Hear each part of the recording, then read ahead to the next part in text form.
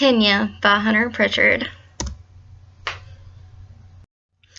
One of the first activities that we did when we went to Kenya was we went to the elephant orphanage and a giraffe farm. And for me, this was a really fun experience and activity because I've never seen wildlife kind of up close and personal, and we got to get, kind of interact with them. So that was very interesting. The fact that I got to love and feel on a baby elephant and pet and feed a giraffe was definitely something I've never done before, and was so thankful that I got to do and experience. We had went to the University of Nairobi, which was the first university we had went to on our trip, and to be quite honest, I was kind of disappointed because I felt like they really didn't expect us to be there, and so they really didn't answer a lot of our questions. They kind of avoided them. And also they really didn't seem like they had anybody that could come speak to us or had anything really planned for us. So I think it was just kind of awkward. But one thing that I really, really loved about this university was the fact that they had their mission, vision, and core value statement posted everywhere. So almost every building or every office that we went into, it was posted up somewhere. And I thought that that was really cool, because it really, I think, once you see it enough, you start to believe it. And I think that that's really, really cool and something that I wish we did more of here. Additionally, at the University of Nairobi, we went and looked at one of their residence halls, which was insanely small inside and was not really what I was expecting to see, but I thought that it was very cool. But I definitely never want to hear a Western student complain about their living situations.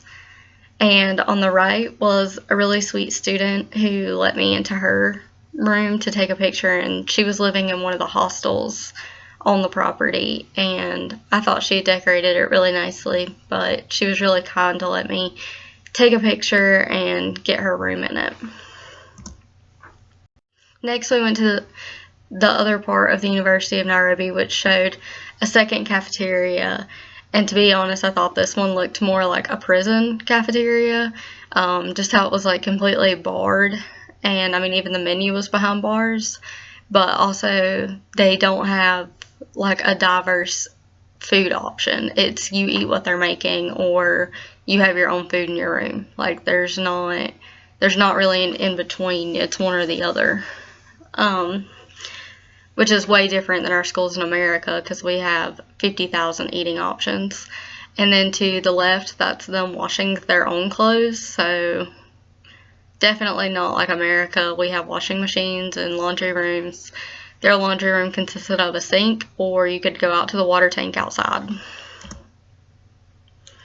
So we went to one of the children's schools that was attached to the University of Nairobi, and it was probably the most touching part of the whole trip for me, was seeing these children sing and dance for us and really welcome us and just wanted to high-five us and hug us. And I really thought it was cool how their classrooms had all these posters of artwork displayed that the kids had made. I thought that that was really sweet and very special. Next, we went to the Catholic School of Eastern Africa, and I felt like they were really welcoming. They really were happy that we were there. They invited us to so many other events, and they answered every question that we had straightforward and honestly, which I really, really liked and really respected. So I thought that that was a really good experience. Next, we went to the Ngong village, and for me, this was very touching, seeing the children's classrooms especially. I mean, their desks are put together by 2x4s, and their clothes all had holes in it, and you could tell they had been worn multiple times. So it was kind of sad to see that, but it was very cool that I got the opportunity for the first time to step up and teach a class, because I had never done that before. Next, we went to the tea plantation, and that was really beautiful and really nice to see. We got to do so much by walking through their land and, you know, eating this big fancy meal. I thought that it was really special and a great memory for me to have. I'd never done anything like this before. We also went to the national park, which we saw a lot of different animals I'd never seen before, and especially them being so close. And I really loved the fact that they had tons of room to move. It's not like in America where we have zoos. Like, this was more their natural habitat, and we were just kind of observing. So I really liked that. I guess one of the hardest things for me was the two extremes of the trip. We were either in the slum or seeing starving children, or we were going out to these big fancy restaurants and doing really nice things. So I think for me it was really hard to kind of wrap my head around the two and feel okay about it. Some of the things that I learned while I was in Africa was to watch my water usage. We had 5-minute cold showers every day, and for me, I was not used to that at all, so that's kind of something that I want to implement at home and try and change. Maybe, take shorter showers, do appliances that have low water settings. Also with the food, I was always somebody that put more on my plate than what I could eat, and if I didn't eat it, it was fine.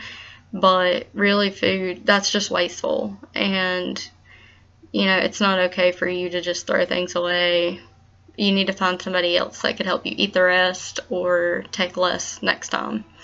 Also, I really want to try and preach about the value of our education and that how it is a privilege and it's not a hindrance. It's something that we should not take for granted and really appreciate.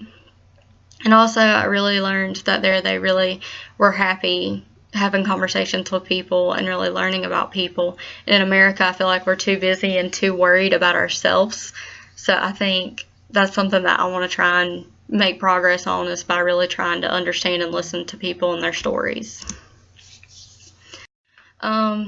New experiences, I guess the driving was probably a massive experience for me because I have never seen driving like that in my entire life. The fact that you could just drive off the road and go around people, or there's speed bumps on expressways, that was definitely different for me and definitely shocking. And it just makes me thankful that we have rules and regulations here about our driving, and we don't drive like that, because I would die. I would not be good with that. I think this trip gave me a new perspective on the world. I haven't traveled as much as a lot of people have, so to get out and really see and do and experience a new culture, I think it really opened up my eyes and gave me a new perspective, on what to value and what's important.